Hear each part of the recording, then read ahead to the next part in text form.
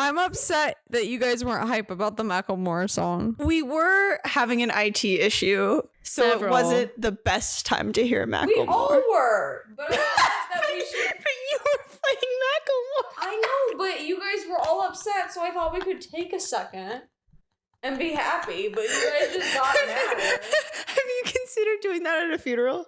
I have. That's how my funeral's gonna be. How did that work out And for guess you? what?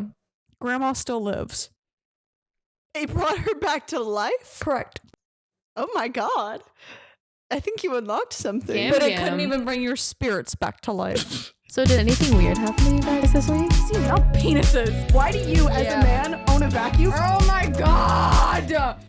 Hey everybody, it's your favorite neighborhood hot messes here. I'm Rachel Osterhout. I'm Sydney Glenn. And I'm Keegan Morgan. And this is Trauma Tuesday. Trauma Tuesdays. Oh wait, hang on a second, guys. Womp My womp. feet. Oh, not the bare feet. This is a more visual-oriented episode, which I just considered, but mine's so detailed. Not that. Now you got everyone all excited. Well, not everyone, but you got some people excited. Which I just thought about, but mine's so detail-oriented, I think even people could follow along, even if they were like driving or something. Mine too. But also close your eyes, hands off the wheel. Oh, podcast t-shirts? Both me and Keegan have weird clothing right now. Mine says it costs $20 to hit on me. Keegan, what does yours say? My sweatshirt says, "Everybody knows I love lesbians," which is very relevant to today because it supports my king. Okay. It's merch. And wait, whose merch is it? Don't worry about it. Oh, okay. Just kidding. Fuck me. You do know a lot of gay people. You're like the ultimate ally. Just to be clear, this is not a coming out video. No, it's coming out as an ally. Although I did wear this sweatshirt around my mom and she did sit me down and was like, "So do you just support lesbians? Or do you love lesbians?"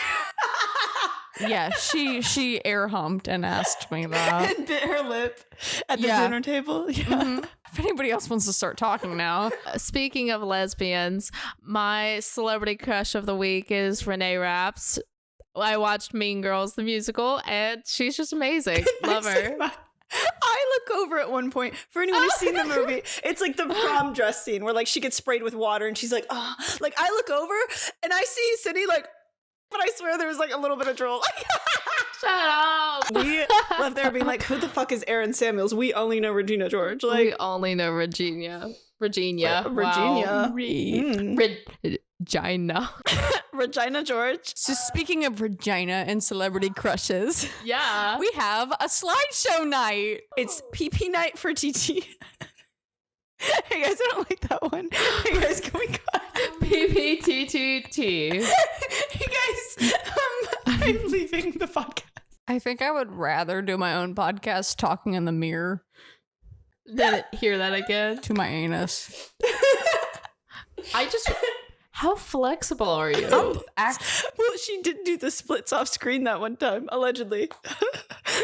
It's what is it called? Like a folklore or something? Like I am folklore. No, like an an urban legend. It's an urban legend that Keegan did the splits off screen last episode. That is the most boring urban legend. Depends who you ask. Okay, work. Some people want to see that grandpa ass.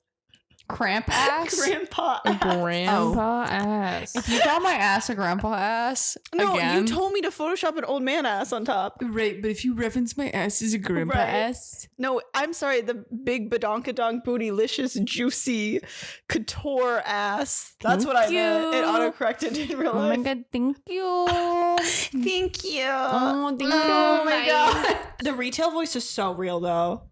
Hi. How are y'all doing today? Hi, can I please get a 40-piece nugget and a slap in the face, 80-ounce Coke and a sloppy toppy? No, I'm kidding. That's real though. You really do sound so polite when ordering. I get so nervous. Well, I'm so sorry. Hi, I'm so sorry I came to your place of work. Please, you can just punch me in the. I'm so sorry that I am here giving you money and that you are voluntarily here, but that I showed up and that's on me. And like, also, can I get like a quesadilla? And I'm so sorry. I just start crying. So we did spin the wheel 2 times because I did not want to go first. Rachel did rig the wheel, and It was chosen a random twice. website called Randomized Wheel. I said, if you don't want to go first, I will spin it again. But if it lands on you again, the odds are too weird, so you have to go first. So It did. do we all want to say like the titles of ours, and then I'll start mine? Yeah, sure. Okay. So because I love lesbians, I will be doing my male simplest. And you've actually teased this a few times on the podcast. You said that you wanted to do an entire episode of men you find so hot that they make you like feral, basically. And I was like, save it for the PowerPoint every time. Like that's been said at least 3 times, was save it for a PowerPoint. My simplest does have 65 men on it, but No, it doesn't. yes, it does. I only made a list of 35 men that. She's that blushing. made me very happy. Okay. I made a slide of 1 man, and I had to text Rachel and Sydney because I got so hot and bothered about it that I had to stop and take a week-long break, and I made the rest of it tonight. You left out the part where you said you had to stop and you started watching edits of the man. Oh yeah, I had to watch edits. So originally I was going to do my 2023 dating wrapped. It was a little intimate, vulnerable. It was more for a wine girls night. So any of the girlies out there, just show up to our apartment with wine and I'll show it to you. Please Or maybe don't. They'll be able to find it. There's nothing like doxing ourselves, or at least teasing it. I'm edging us being doxed. So my actual PowerPoint that I will be showing you guys to the internet to help my digital footprint is how we would be in the Hunger Games. So it's called the Trauma Games, and it's in detail how each of us would survive and our backstories and everything in the Hunger Games. So Mine is not have anything to do with people that we know or celebrities, and I'm going to be talking about the glitter conspiracy. Work. It was like popular like last summer. I think. I'm excited because I missed that somehow. So I'm Yay. excited because I Original. don't. No, Yeah. I don't know anything about it. Yeah. So I love learning new things and weird little facts. I'm excited. Anyway, Okay. Keegan, you gonna get up there? Do you want a Macklemore walk-up song, or we might get copyright strike? What? Yeah. But- Oh, not if it's us singing it, I guess. This is the moment. Something, something. I don't know the lyrics. Dude, I don't know why I YouTube chose couldn't- that one. YouTube couldn't even automatically strike that. Get your shit together. I'm sorry I don't listen to Macklemore in my free time. I It's don't not- either, but get it together. I kind of, you knew every lyric. Oh my I'm gonna gosh. play like the SNL, like do do do do do do do. Sit down. Sit down. Get down, girl. Go ahead. Get down. Thank God. I thought you were telling her down girl like a dog, and I was like, damn, Sydney. No. Guys, I just need something to cool my nerves. Oh my god.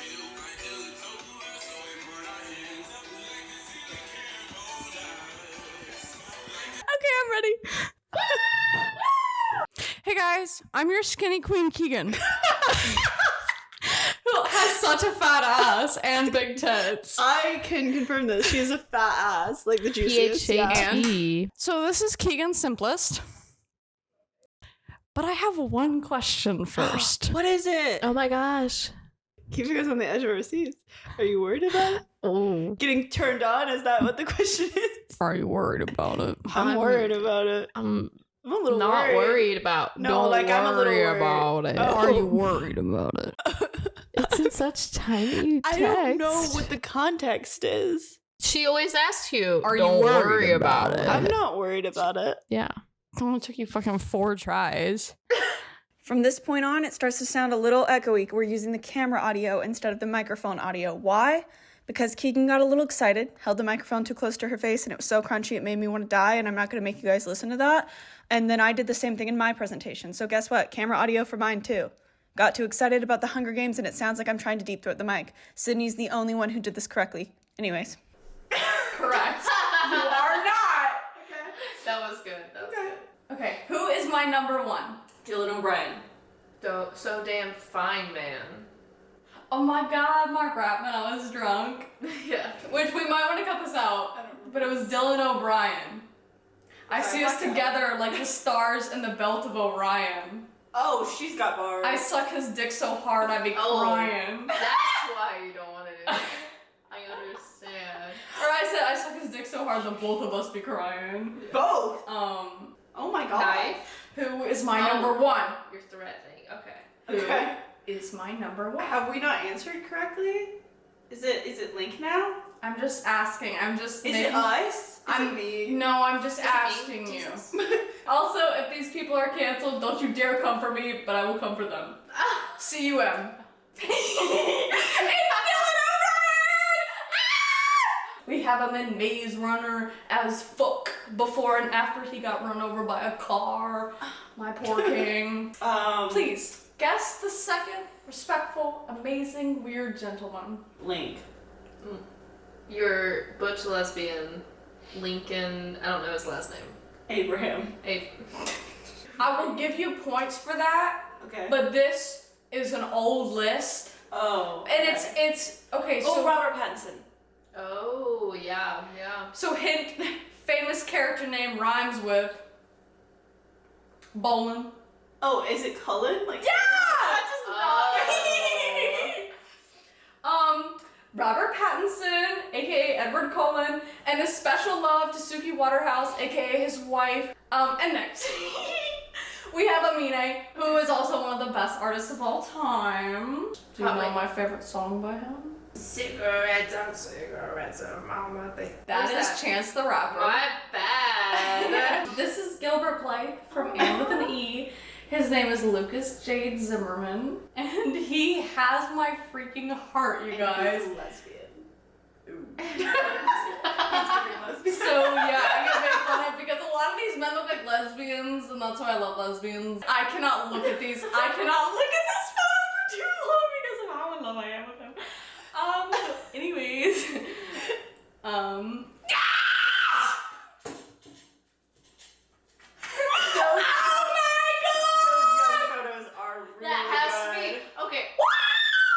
holy shit! My back hurts, my knees hurt, my neck hurts, my jaw hurts. How is Oh this my not? god! She's not stopping until both of them are crying. How is this not your number one? Because I feel the same way about Dylan O'Brien when he's I in wasn't seeing that. I No, was bro, not seeing Because that. I already had my chance when I had to stop the slideshow and watch all of his fan edits. Bro, when he's in Teen Wolf and he goes, I'm 1,000 years old, you can't kill me! I'm just gonna have to trust you on that. That doesn't sound very hot. He's just like the goofiest, funniest, cutest, hottest guy ever! I'm so in love with him, and I just hope I marry a guy like him. And then I brought up the best lesbian photo because I knew you were gonna bring it up, Sydney. Because I love lesbians, okay? Okay, we know this. Then we got Robert Downey Jr. This is him in Sherlock Holmes. Oh my god, does he look fucking good in that? Him and Iron Man, I mean. Nice snack, thank you. And next we have one of my favorite, and they're all my favorite, but Matthew Gray Breakfast, Gubler. lunch, and dinner. Breakfast, What a lunch, treat. dinner, brunch, dinner, whatever.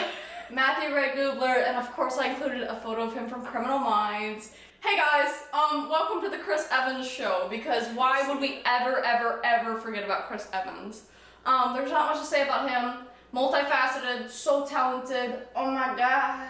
Oh my god, my god. Hey guys. Yeah. You really are into lesbian. You find him in the produce aisle of Whole Foods. It's I'm sorry, say that again? You find him where in the produce aisle of Whole Foods? Is that where lesbians hang out? That's where rich lesbians. Yeah, that's where the vegan rich. It's his body language, man. Okay. It's so attractive. There is something about his body. And of course, we have another. We love Henry Cavill. Who isn't in love with Henry Cavill? Superman. We love him so much. So different in each one of these. Mm-hmm. He is the most attractive man alive. I think every 40-year-old woman loves him. That's right, he's so fine. I love him as a blonde, as a long-haired blonde. Hey guys, Boo Boo Stewart. His name is Boo Boo Stewart, but I call him Boo Boo Stewart. Okay. I fell in love with him from Twilight. He's Seth Clearwater. He's one of the werewolves. And he grew up to be very, very, very attractive. He's very attractive in this as well, but I did not realize he like went on to do other stuff. Yeah, but he's a pretty man. just a beautiful man. Yeah. I like how we're acting like this is a poetry reading. We're like, yeah. Yep. Slay queen. Elegant. So we have our man. We have our guy. We have our. Thank you, please. Oh my god! I would kill for him. I would maim for him. I would do anything under the sun for this man. I love him so much. Look at that mustache. Look at without that mustache. Anything. Great. As if there's no two. Oh, that's actually true. Okay, that's actually true. But like, look at those eyes, look at those lips, look at that bare lip, upper lip without the mustache. Look at it with the mustache. There is just something about this man that exudes sex. Yeah. Billy Burke, aka Charlie Swan, aka Looks Bella's like dad, aka the number one sex symbol of Twilight. The number one, and I don't know why you're laughing. I don't know why you're laughing. Like, this is a joke because I'm 100% serious, and I absolutely did not mean to put Robert Pattinson because okay, he's my number 2, absolutely. Okay. Well, like, they're definitely tied. And Boo Boo Stewart. Boo Boo Stewart. Of course, we have a man that I deserve because of our height similarities. We are both 5'5", Bruno Mars and I, and this man is a man of so many categories. He has so many looks, and he looks good at all of them. And he has one height, and that is 5'5". Most people do have one eye. But he has so many heights of his career. Oh, okay. And that is just up and up and up and up. Bill Hader, man! I am in love with Bill Hader so much. He is so talented. He is so funny. He is so cute. He has so many impressions. You're telling me Bruno Mars and Bill lot. Hader are the same person taste? Oh, yeah. Back from yes. Victory, yes. Thank you. And I did include Jade for my women. Okay, our underrated king from Victorious, Andre. He is so fine, and he was just pushed into the background. He is such a little cutie. Jerry Trainer, aka Spencer from iCarly. What a funny, goofy, silly, funny, hot, sexy, dripping icon. Oh my god. Daniel Radcliffe, our king. You should have included the picture of him walking like 7 fucking dogs. So, I wish I did. I didn't see that though. Flynn Yes. Rider from Tangled. Ooh, going animated. Delicious. She's crossing. I actually got Boundary. photos shows only his forehead and eyebrows. That's important. The eyebrows are important. That was supposed to be his like smirk face. The smolder. Yeah, The the smolder. smoldering. Jimmy Fallon. I am so attracted to Jimmy Fallon, and holy shit, is young Jimmy Fallon so attractive. But I'm also attracted to older Jimmy Fallon, and people need to stop fucking saying he's not attractive.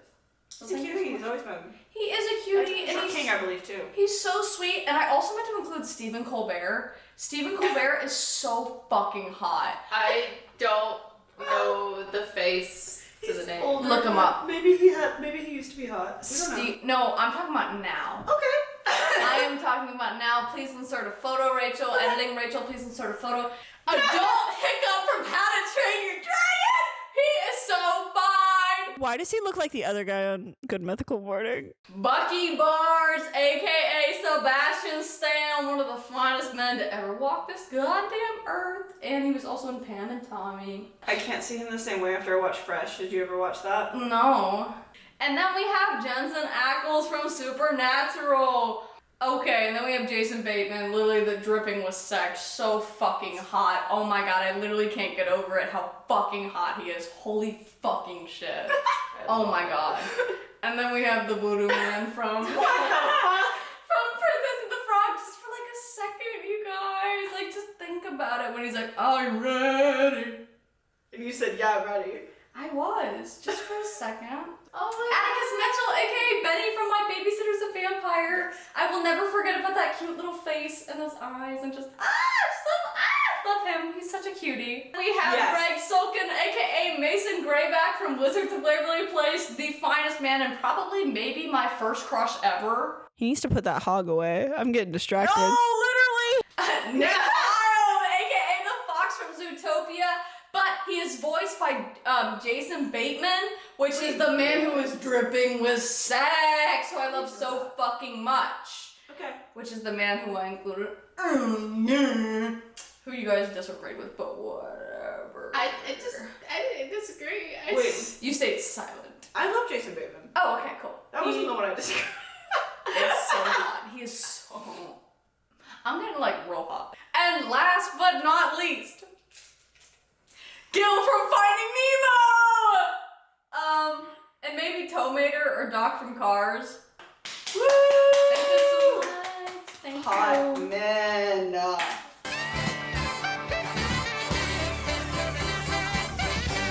Okay, so this is. Oh, hi guys, I'm Rachel. Nice to meet you. This is how all of us would be if we were in the Hunger Games. The way I still don't know how it ends. So, right. That is such a disrespectful photo! I knew you were gonna say that. Everyone You're getting reaped. You're not supposed to look hot right now. What does being raped mean? You're gonna die. It It means somebody drew your name. Every trinket drew your name and said Keegan Morgan, and now you're gonna be in the Hunger Games. Right. So it's a death sentence essentially. Reaping time. It's reaping day. Yes, technically, one of us could volunteer for the other. We're not. Love you guys. Not happening. So womp womp. Keegan is less upset and nervous about being reaped and going to the games, and is more concerned that she has to stand in front of the entire town and be perceived. She's not thinking about the death match. She's thinking about how she's gonna have to stand on stage in front of the entire town. That's good. That's good. Sydney was busy crocheting and genuinely did not hear it when they called her name. So everyone starts like tapping her, and she has to awkwardly walk up the stage, and her dad yells, "Go get him, Tiger!" And she goes and looks like that. And then I got called, and I have to make it about me. So I posted a 0.5 photo of myself on my Instagram story as I was walking up the stage and captioned it, LMAO, guess who just got raped? And then I tripped on the stairs on the way up because I was busy posting that. How do you know this about me? So Trauma Tuesdays does not exist in this lore, unfortunately. I know I said we could volunteer for each other, but then I decided we're not in the same games. We never correspond. We are all reaped separately and do not ever cross paths. So there's no free speech. We're in different districts and no podcast mics, unfortunately. So No free speech. It's District 2. So I don't really have much of an explanation. I say I don't know like 7 times in this, so don't read too deeply into it. Okay. But Keegan just kind of gives the vibe, I don't know. So they're part of the Career Pact, which is the District 2 typically is, which is people trained to go into the games, and so typically they have volunteers. However, this year, Keegan was raped, so no volunteers this year. So this is Kato from District 2. Sydney's District 12.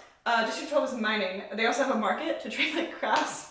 And an outdoorsy forest area you can sneak away to. So I'm just getting Sydney vibes. You finally got to be Katniss. Who made me the expert? And I also was going to reference Sydney's mom, get a load of this. I'm District 4, okay? District 4 is fishing. They're technically also part of the Career Pact, but they're on the very edge.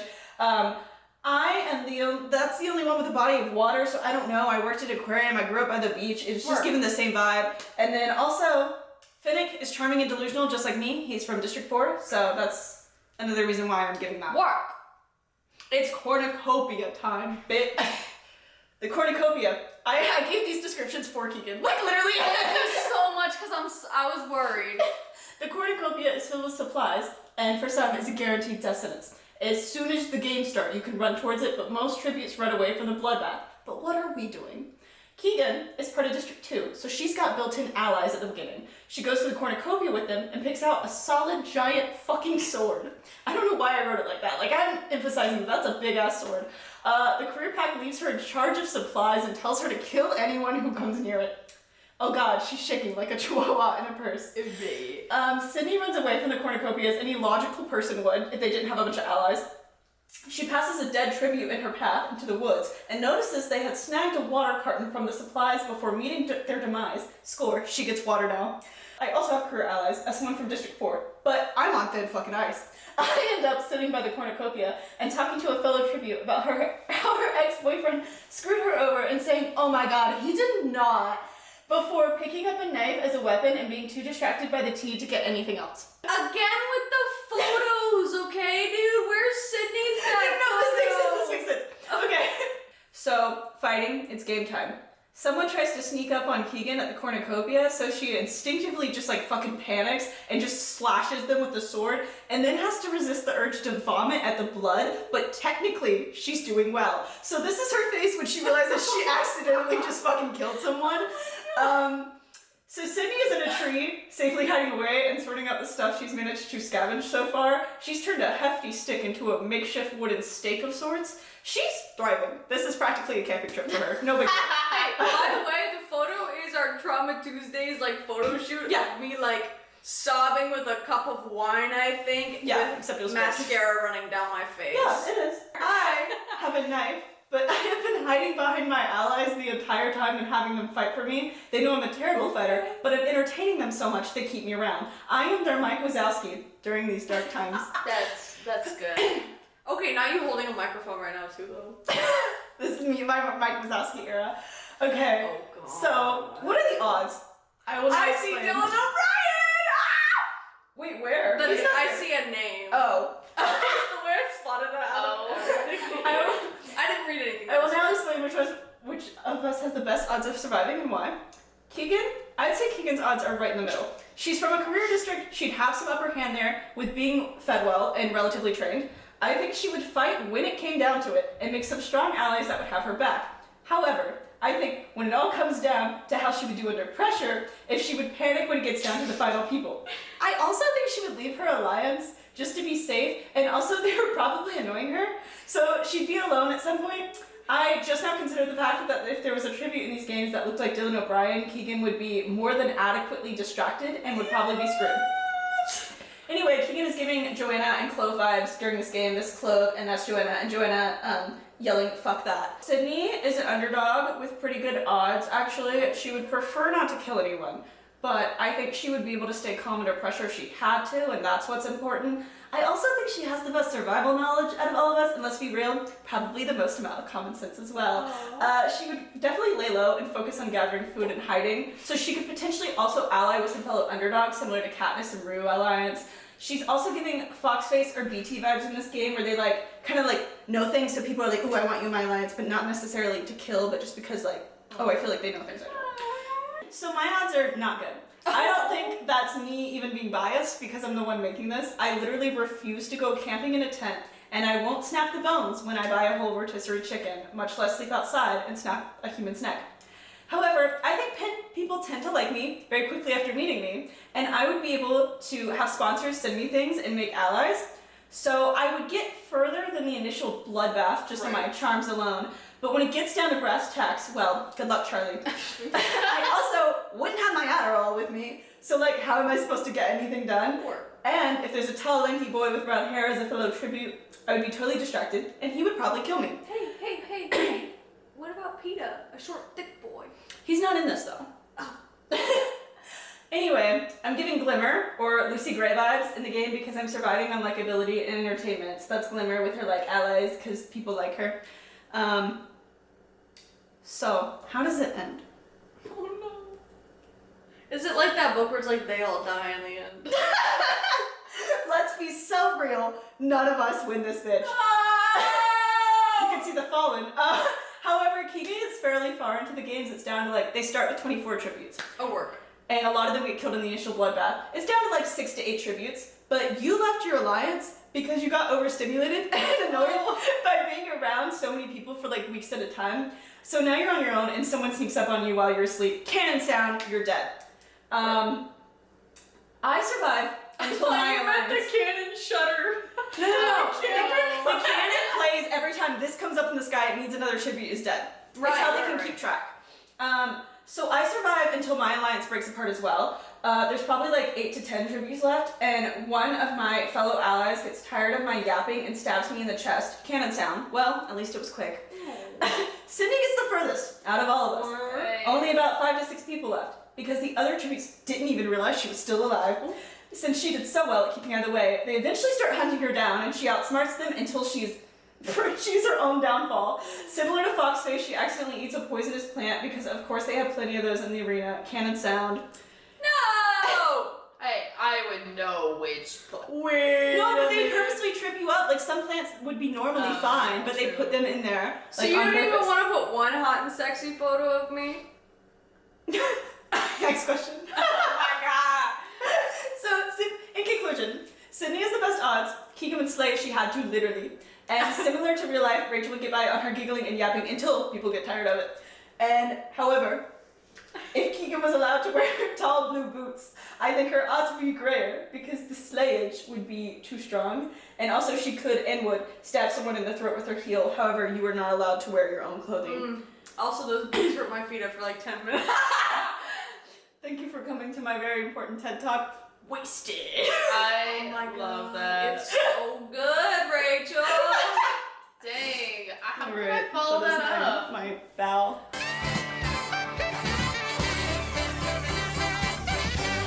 Hi, thank you for coming. This is the Glitter Conspiracy, a look inside the making of glitter. So, everyone knows about glitter. I forgot to insert a picture there. But anyways, the literal rays of sunshine in our life. It's made from like boots, it's made for our nail polish. It can keep going. I also forgot to put something there. And so Just wait, Hiroshima. so it's also made for like toothpaste, food, like edible glitter, goes on and on. Or a photo of Oppenheimer. So this whole thing started because Katie Weaver, she is the New York Times journalist that interviewed Glitter X, who is one of the two only makers of glitter. And she was like, she had this beautiful like article about it. And one of the like biggest things that stuck out is that when she asked Mrs. Dyer if she could tell me which industry served as Glitter X's biggest market, her answer was an instant no. I absolutely know that I can't. And she was taken aback. She was like, but you know what it is? Oh God, yes, she said and laughed. And you would never guess it. Let's just leave it at that. I asked if she could tell me why. She couldn't tell me. Because they don't want anyone to know it's glitter.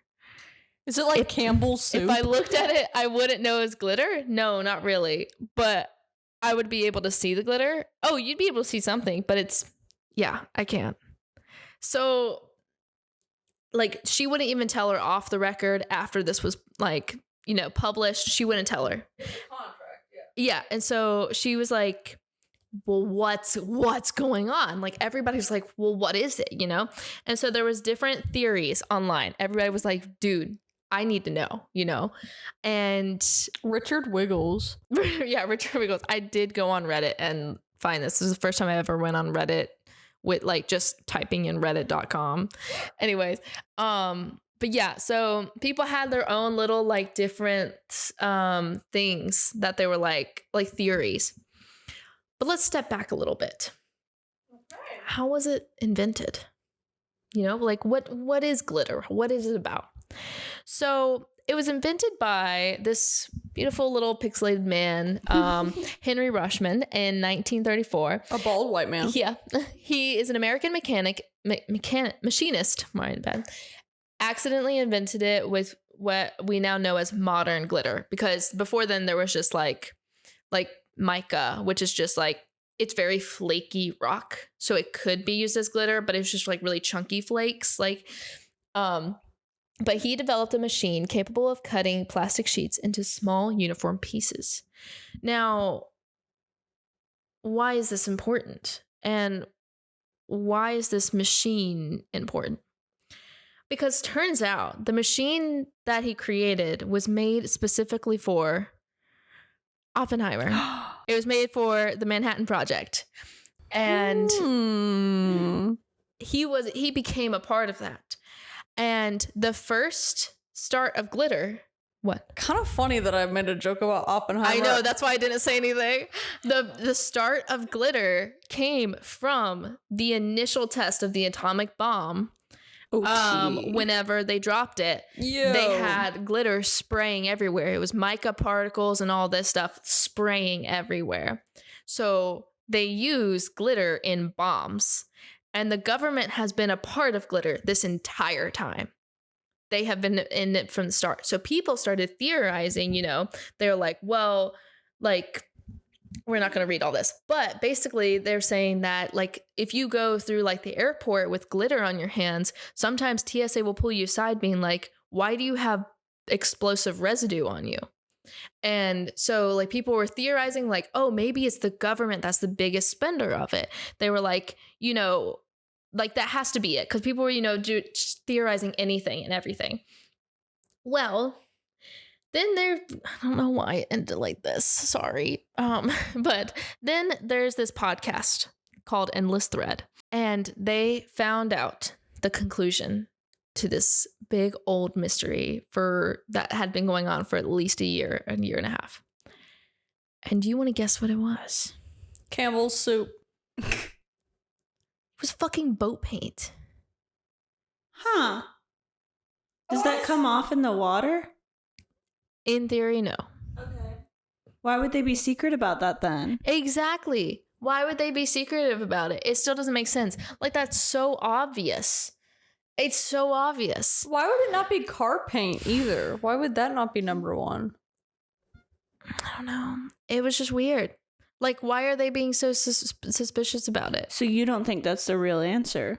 I don't think that's the real answer, but we don't know, you know? I mean, I think the government's probably just buying up all the glitter. Oh, there's also a glitter shortage, by the way. What the fuck? Yeah. But why isn't it, like, expensive then? That's weird. There's made-up shortage. Who is noting on this glitter shortage? It was talked about in... the Reddit thing. Her thing. No, but who's being like, hey, we don't have enough glitter? Glitter X? I don't remember. Like, is it makeup companies? No, I think it's Glitter X saying that. They're like, we're running out of resources. So glitter is made from aluminum and plastic put together and then like chopped up really finely. So in theory, we actually are running out of glitter because you can't recycle it. Wait, so they don't blow shit up to make glitter anymore? So the way that glitter was made, no, they don't blow it up to make glitter anymore. The way that that was like kind of made on accident. Because like that machine to like cut up tiny particles. So why can't TSA tell if it's explosive particles or not on your fingers if you have glitter on you? Because basically explosives use glitter on it. Like, that's known for sure.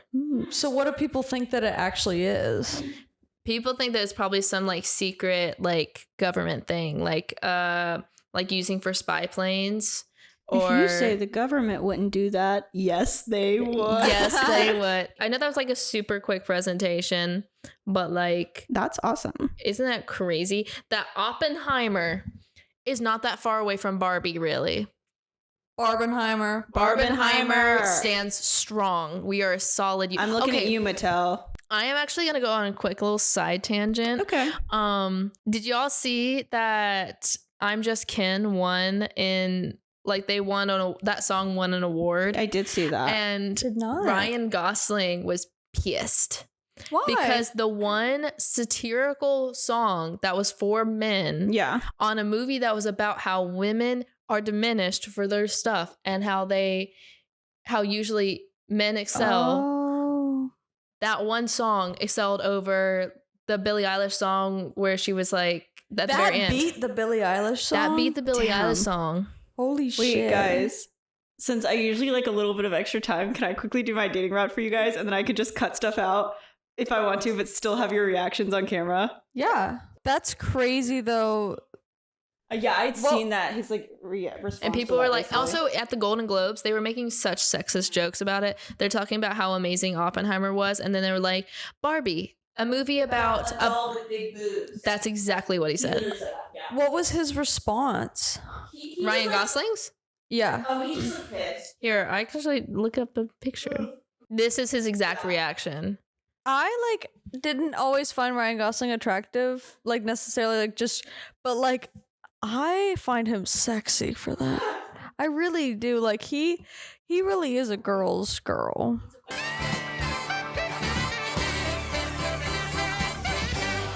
I'm just Ken. Anywhere else I'd be a 10. All right. So now we are doing Rachel's dating wrapped. Yeah, this is a bonus content that I'll cut probably a lot of it out. It's funny. It's silly. Okay, so this is presented by your favorite Love Life hot mess, Rachel. The amount of first dates.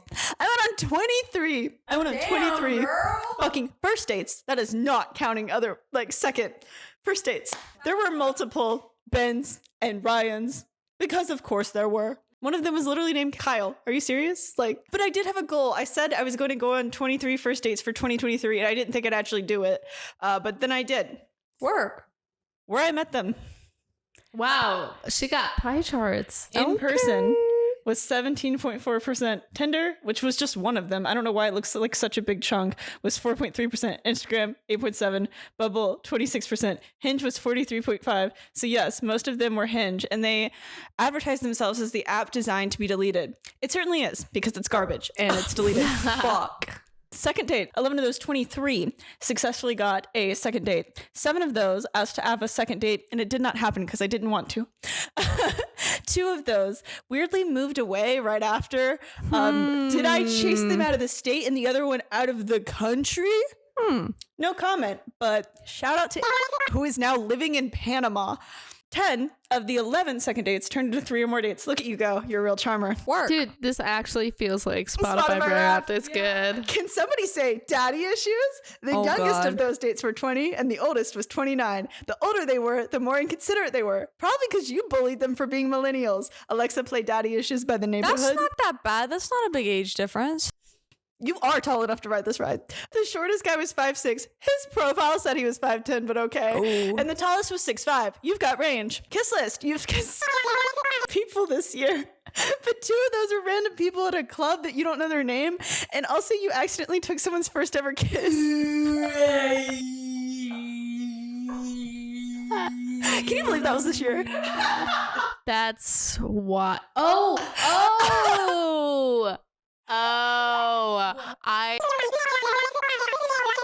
It was She a was talking crazy about- night. Did you include the person you... I knew their names. ... Those kisses were memorable enough that it led to what the cinematic masterpiece Mamma Mia called ... Cute.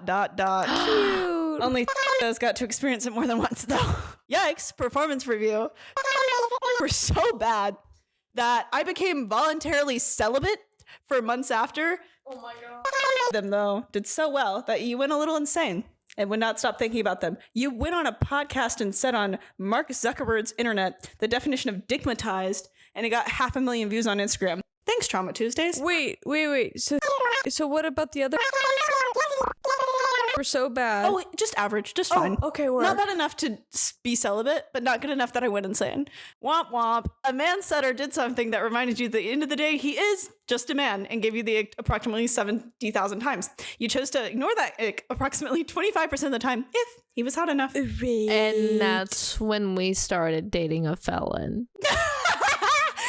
And a cigarette smoker, which is the same person. Hand over the phone. There were fucking people in your contacts from dating apps that you flirted with at some point throughout the year. Not all at once. There's not enough hours in the day. A lot of them was just one message exchange, that type of thing. You had a bigger roster than a literal sports team roster. What did we learn here? It may have taken the entire year and 2 stints of voluntary celibacy, but you finally learned some fucking self-respect and stopped letting men treat you shitty. Work. Speaking of that, once you raised your standards, literally gave up on romance and love, deleted all the apps, you started exclusively sing. This is me coming out as a straight man's whore. You started exclusively sing, the hottest and nicest man you've ever witnessed in your life. He's also 6'8", so karma is a cat purring on your lap because it loves you. Thank you for attending my slutty TED Talk. Oh my gosh. Yay. Yay. That's really tall. Holy shit. It is. Yeah. That was so exciting. Thank you all for sharing your presentations. I greatly appreciated both of them. Right back at you. Oh my God. Thanks. Oh my god. Thank you. Thank you. But we are running out of time, as in we've been over time. So thank you so much for listening. Is there anything else y'all wanted to say before I wrap it up? I am more than my obsession with men, but I do appreciate a fine man, and there are no fine men in my real life, so I'm allowed to appreciate fine men in my fictional life. This is all just entertainment. We are all intelligent women, so whether you believe it or not, we know it. Bye. Thank you so much. Please follow us on all our social medias at Trauma Tuesdays. Let me wrap us out. Will you guys beatbox for me so I can wrap us out of here? Okay. Thanks so much. Bye. Dylan O'Brien, I see us together like the stars in the belt of Orion.